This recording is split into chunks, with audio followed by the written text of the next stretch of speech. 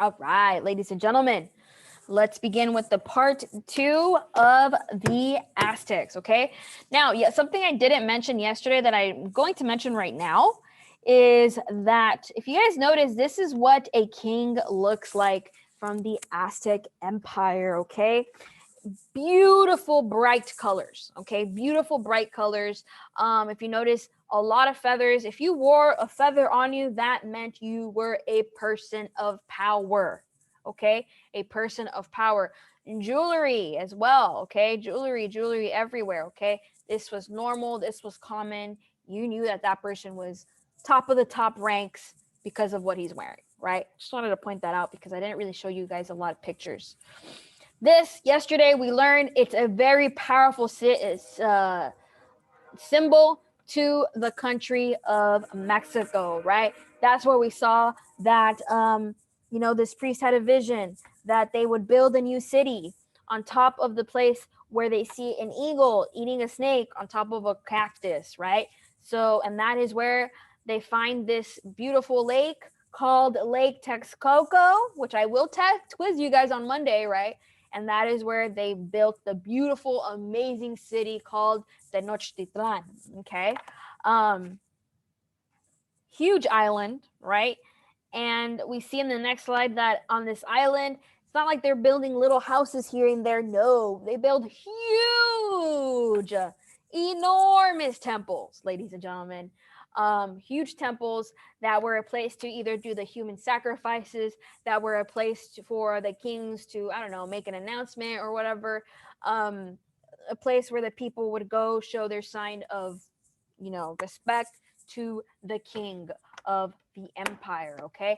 Now, something that I didn't include in yesterday's slide, but I added it last night is this image, okay? This is modern day today, Tenochtitlan.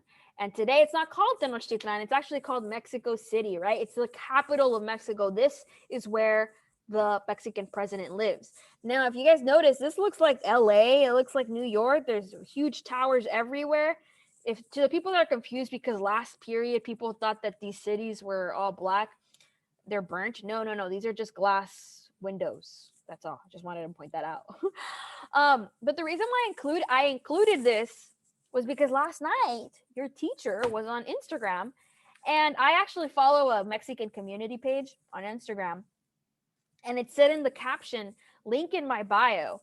And I opened the link, and here was this link. I'm going to open it for you guys. And I just thought, whoa, this actually directly connects to what I'm teaching my students today.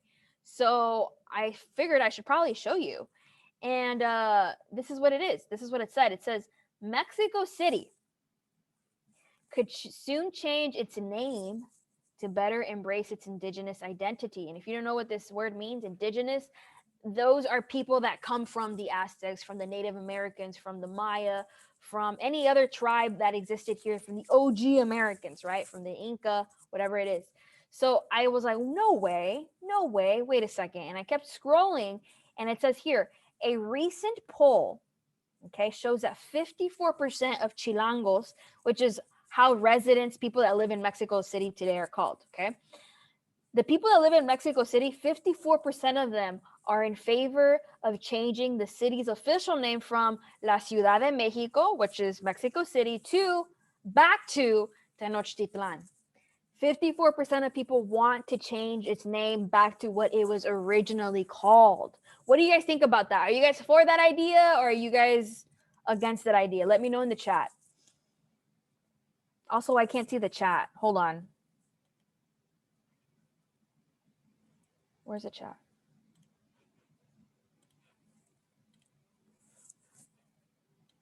Oh, there it is. Okay.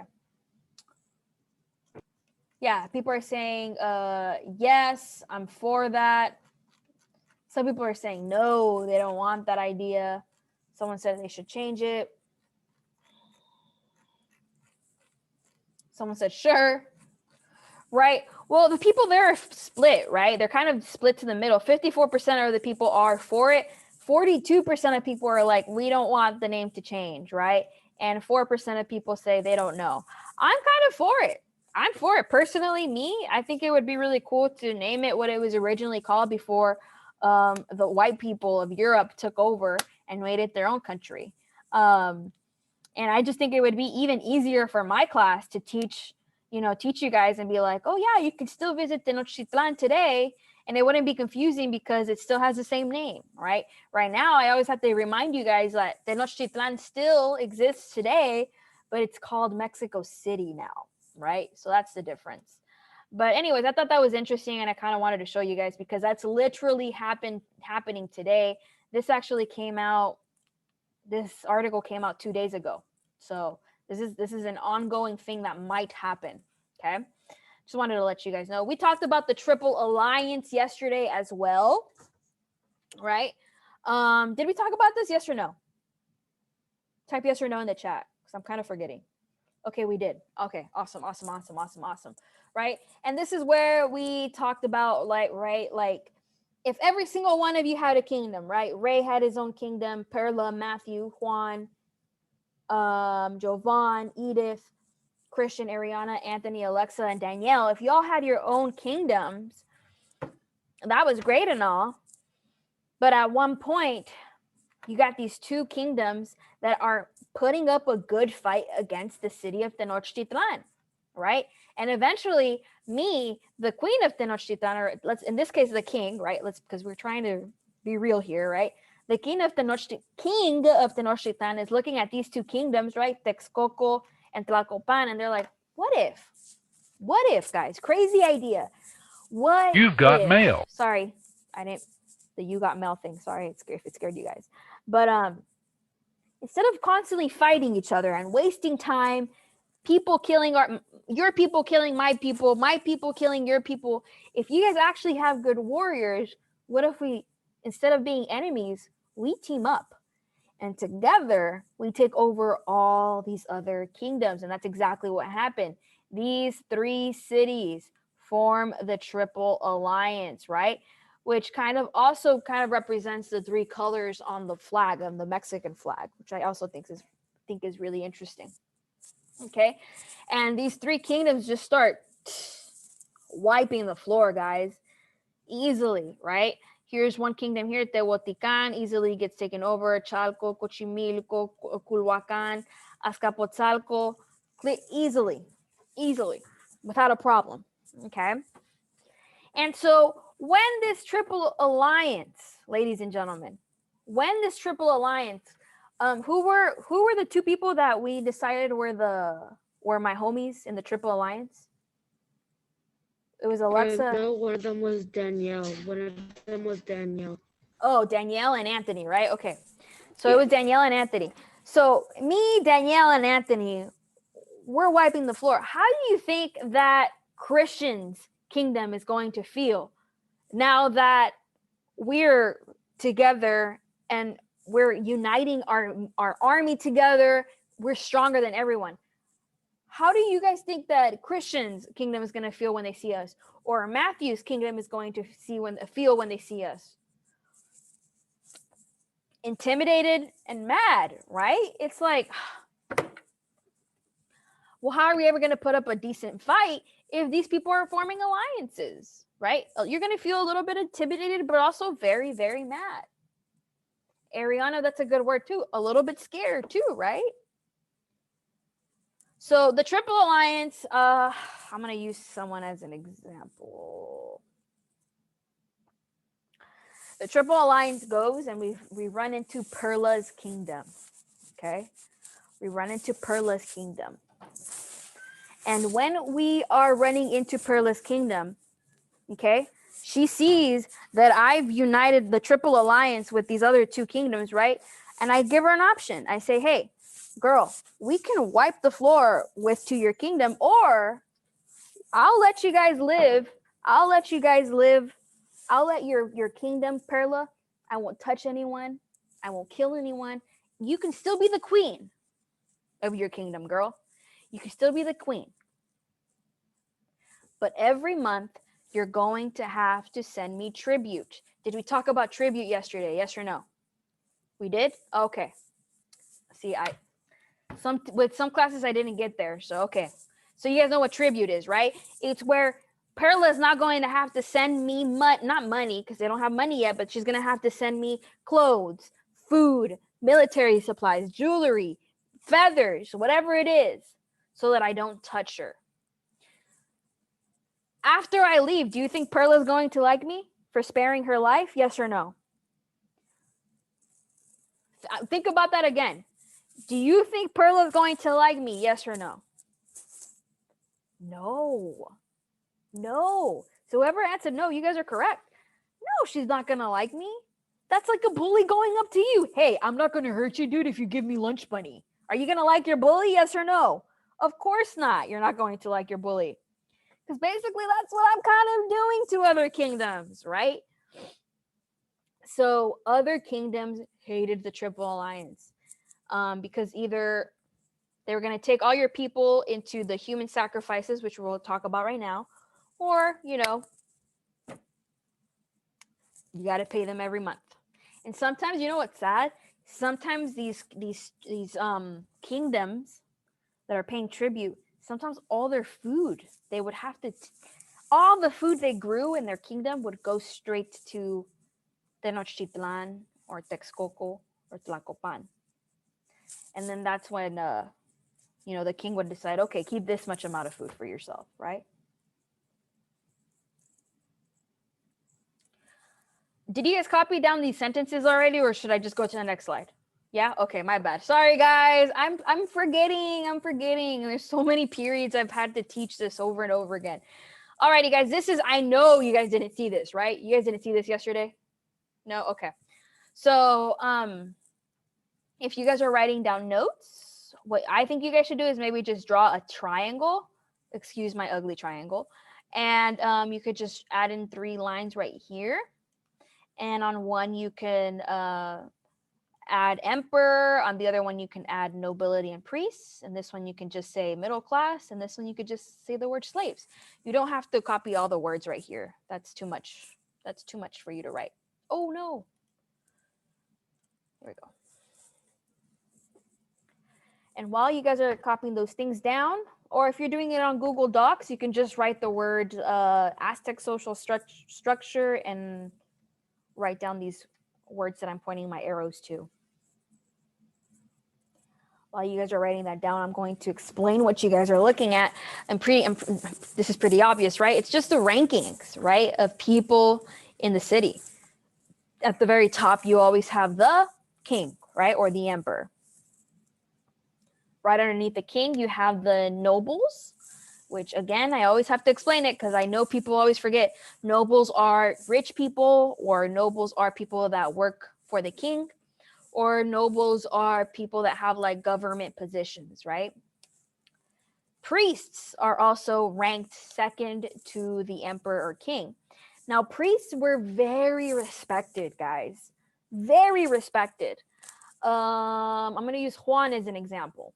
Okay, if Juan was the priest, all of us here, and we were all Aztecs, Juan Serrano, all of us would respect you because we would all really honestly, genuinely believe that he was the only person that was able to speak to the gods. Okay, people back then really believed that the only people that can speak, have a straight up conversation with the gods was the priest. So Juan, we would all respect you. And anything Juan would say, we would believe in an instantly, right? Because we'd be like, well, he's the only one that could talk to the gods, right? So that was the second ranked position. The third ranking in society was the middle class, okay? And the middle class, these are regular people, right? Farmers were in the middle class. Merchants were in the middle class. And if you forgot what the word merchants means, that's just someone that buys and sells things, right? I'll give you food if you give me clothes. And craft workers. Craft workers are, if you forgot what that word means, that word means that your business is only making sandals and you give those out, right? Or your business is only making weapons. Your business is only making bread. I don't know. And at the very bottom are slaves. Now, one thing I really liked about the Aztecs is how they treated their slaves. Okay? They were not mean to their slaves. They would say, you know what, buddy? I will treat you like a human, right? You just have to work. And once I think it's all right, you can buy your own freedom. You can be free. You can own property, which is it's extremely different than how the United States treated the slaves when our country had slaves. And you're going to see that next year in 8th grade history. In 8th grade history, it's all about our country and how it became a country. And from the very beginning, slaves, black slaves, right, were a thing. And it's sad, but the way we would treat these slaves was horrible. We wouldn't treat them like human. We'd look at them just as property. Property, something like a phone, right? We look at them like, who cares about their feelings? And they would never be able to buy their own freedom or own land. It's messed up, right? You guys will learn all about that. You guys will learn about the Civil War, when the north side of the United States went to war with the south side of the United States. You went to learn about all these crazy presidents that we had. Hamilton, you guys will learn about Hamilton. You guys are going to learn about all the things. 8th grade history is fun. But very different the way the Aztec treated their slaves with how we treated the slaves. So shout out to the Aztecs. Let me know when you guys are done with this slide with a smiley face in the chat.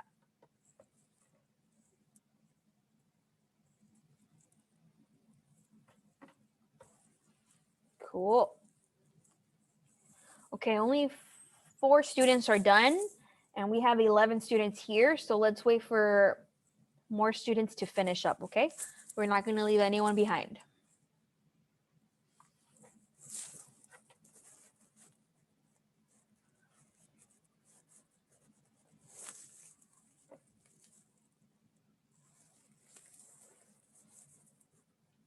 And to the people watching on YouTube, sorry for making you wait. You can skip to the next minute. Okay, it seems like now 7 people are done. We're going to wait for 4 more people.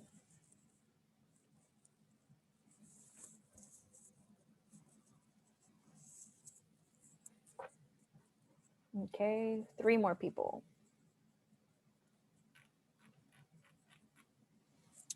2 more people. Wow, you guys are quick.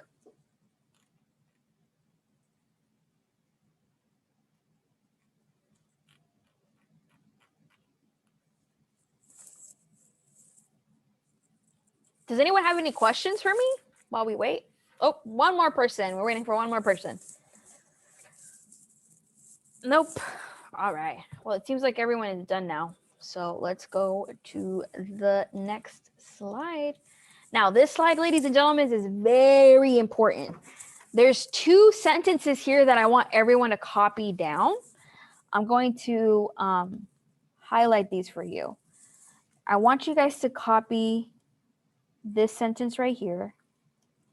And I want you guys to copy, there's 3 sentences that are really important here. This one and this one.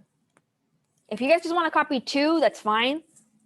You guys want to copy all 3, that's totally fine. While you guys are writing your notes, I'm going to explain what you're seeing here, okay? The Aztec religion. Ladies and gentlemen, the Aztec religion was, I think, very interesting. Very, very fascinating and interesting, okay? A lot of people like to confuse the Maya with the Aztecs because of their religion. And in my head, I'm like, no, they're very different people, right? People think, well, they're the same because they both had human sacrifices, Mrs. Escobar. No. I mean, yes, you're right. They both had human sacrifices. But the reason why they had human sacrifices was very different, right? And while you guys are writing, let me just review. Why did the Maya have human sacrifices? Well, it's because they were literally thankful, right? They were like, well, the sun does so much for us. The best we can do is, offer a human heart, right? The Aztecs are different. So we already know that they're kind of the same in the sense that they worship many gods, okay? They worship a lot of gods. But to them, they have a very powerful god. Out of all the gods, there's only one that's kind of really powerful. And the name of that one is called, and I'm sorry, I don't want to offend anyone because I always forget how to say it, but it's called Huitzilopochtli. I know how to say it. When I see it, I'm going to say it because I'm going to show you guys a video right now after this. But You've got they mail. believe that this god is the god that brings success to all their battles, not batters, battles. They believe that this god also makes the sun rise every day. So that's a little different, right? What's very different though is that, and right now I'm gonna show you guys that I'm right here, okay? Right here. The Aztecs believed the gods needed human blood. That's the biggest difference between the Maya and the Aztecs. The Aztecs literally think the gods need human blood. If we don't give them human blood, the world will come to an end. So we have to give them we have to do a lot of sacrifices in a day. Kind of like my car, right? My car needs gas. If I don't put gas in my car, it will stop working for me, right? That's the same way the Aztecs saw the gods. The gods need human blood. If we don't give them human blood, they will stop working for us, right? It says here, the Aztecs killed thousands of humans every year to sacrifice the gods. It says right here, Aztecs believe the universe would collapse, which means comes to an end, if they did not sacrifice humans. They often use prisoners of war in their rituals, which is what I've been saying, right? If I go up to Ariana's kingdom, I'm just going to barely hurt anyone there in her kingdom. Some people I will kill, but some people I'm barely going to hurt them. I don't want to kill them because I want to use them as a human sacrifice, right? But the last sentence, this one over here, is so powerful. This is a powerful sentence right here. Let me change the color. Right here it says, pay attention, it says, the Aztecs went to war partially to find prisoners to sacrifice. I repeat, the Aztecs went to war partially to find prisoners to sacrifice. Do you guys even understand what that's saying? That's saying that sometimes they would literally only go into war just to find people to sacrifice. Right? That means that I obviously had no hard feelings against Jovan. I'm just going to go into his kingdoms to find people to kill, to sacrifice. Which is, wow. Okay. Right? They didn't always go to war just to have more land and more power. It was sometimes just so that they can find people to sacrifice, which to me, I think is, wow, that's crazy. That's very interesting. Because usually you go into war if someone, backstabbed you. You go into war if you want more land. You go into war if you want more slaves. But sometimes they're like, hey, we just need some people to sacrifice, right? Because obviously, I'm not going to sacrifice my own people, right? I would rather sacrifice Jovan's or Perla's or Danielle's or Ray's.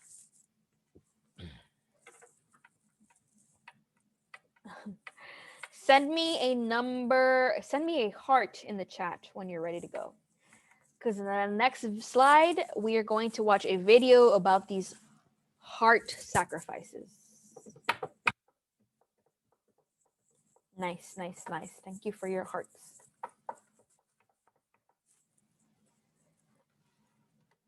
Thank you for your hearts, ladies and gentlemen.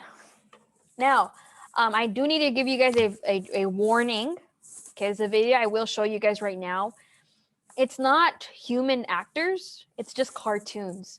But even though it's cartoons, it still shows human sacrifices. So I don't know, if you don't like watching that kind of stuff, maybe don't watch.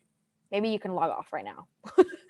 But yeah, and I also wanted to let you guys know that in my class, you guys in this class, we respect all cultures. You guys are going to see some things that the Aztecs did that you might find crazy, that you might find gross, that you might find messed up.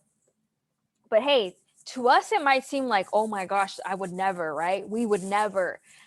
But that's because we live in a different time. These people, to them, what they did was totally normal. It was totally like a normal day. And what we're going to see right now, although to us it might seem crazy, to them it was just like, hey, this is our culture, right? So just stay respectful. And yeah, are you guys ready for the next video? Let's go. Yes.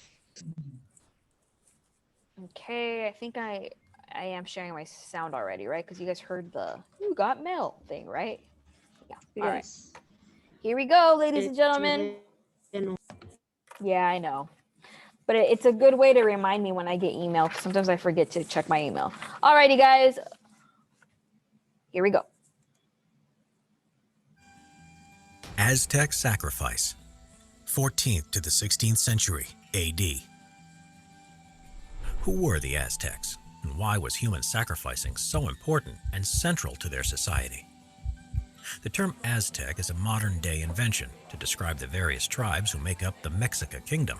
They rose to prominence there during the 9th century, and their empire peaked in power and culture from the 14th century until the 16th century, when the Spanish conquered the region, devastating and destroying the Aztecs once and for all in an incredibly short space of time. Ritual sacrifice and self-bloodletting was central to the lives of the Aztecs. Ingrained through ritual and tradition into the Aztec psyche, the concept of blood sacrifice was at the very core of their beliefs. They felt they owed a debt to the gods, one the people should continue to pay every day, otherwise the sun would not rise. The Aztecs firmly believed that the sacrifice of the deities at the beginning of time led to the very creation of the universe, while other gods sacrificed themselves in fire in order to breathe life into the sun. The Aztecs believed that. So this is the name of the god that I couldn't say. It's Huitzilopochtli. Huitzilopochtli. To them, this god is the most powerful of all of the gods, okay? And just like the guy mentioned right now, they believe that some gods like allowed themselves to be killed so that they could breathe life into this earth, right? So that everything we have exists, right? So that's the difference between Maya and Aztec culture and Aztec religion. It's a little different. Many gods and deities, but by far the most important was Huitzilopochtli, the god of sun and war, who demanded blood in order to be appeased. So individual bloodletting became a daily ritual for the Aztecs, regardless of the age, gender, or social standing of the victim. Animals were also regularly sacrificed in both private and public. Quail was always a popular choice to use, but they also regularly used dogs, eagles, jaguars, and deer. And certain deities, such as the feathered serpent Quetzalcoatl, required the sacrifice of butterflies and hummingbirds. Though what really drew the community together was public human sacrifice. They would sacrifice people in public, often prisoners of war, with great pageantry and ritual by the high priest.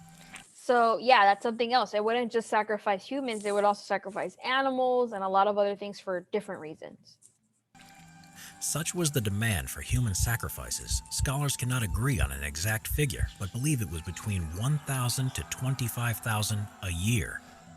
Aztec warriors in battle would often wound an opponent rather than kill him in order to capture him and bring him back for human sacrifice.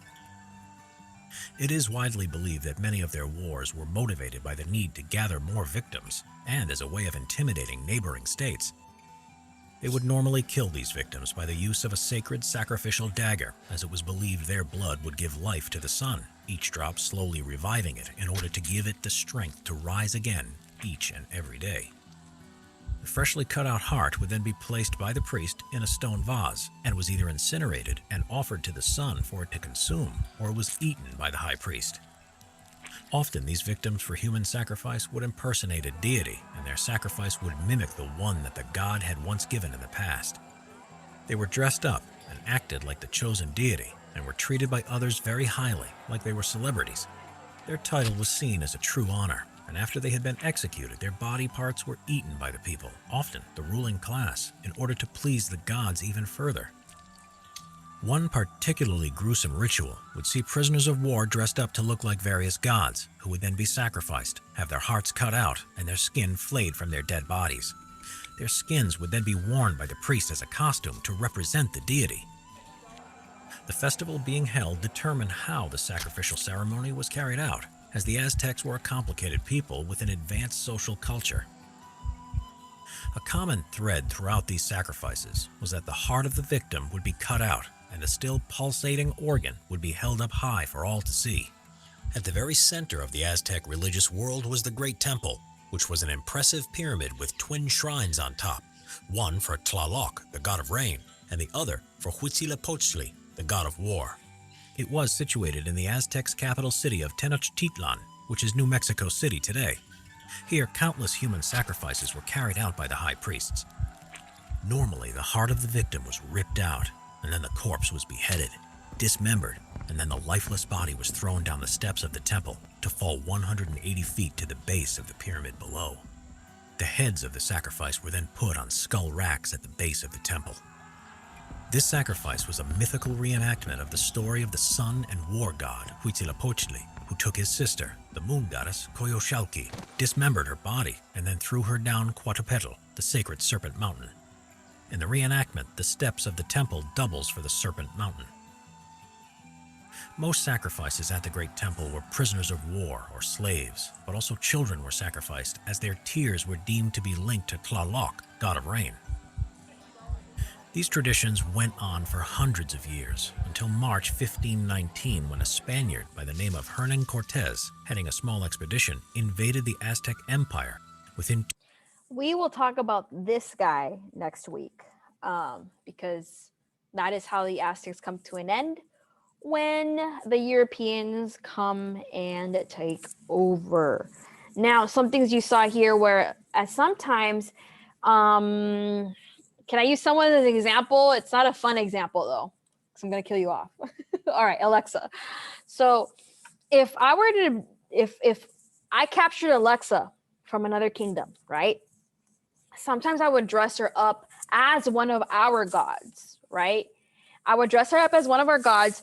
I would make people carry her and treat her like a celebrity, like a god. And Alexa would be like, what is happening? You know? But the reason why they did that is because they were like, they would pretend that Alexa was one of their gods because they're like, wow, she's about to sacrifice herself. How kind is she to do that, right? And Alexa's just really scared because she's about to have her heart ripped out of her chest, right? And so yeah, we saw a lot of things. They would sacrifice children too because they believe that their tears also helped, the rain god bring rain to this world. Because if you ever been in Mexico, when it rains in Mexico, it rains hard. Nothing compared to here in Bakersfield. So yeah, and also they really needed rain for their crops, for their farms, and all that fun stuff. We will talk about Hernan Cortez on next week. Hopefully, if I finish talking about the ink, I can't get out of here. Hold on. I need to get out of here. There we go. Hopefully I have enough time and all that fun stuff. But yeah, and that, ladies and gentlemen, I know that I kind of ran through it a little quickly, but that's the Aztec.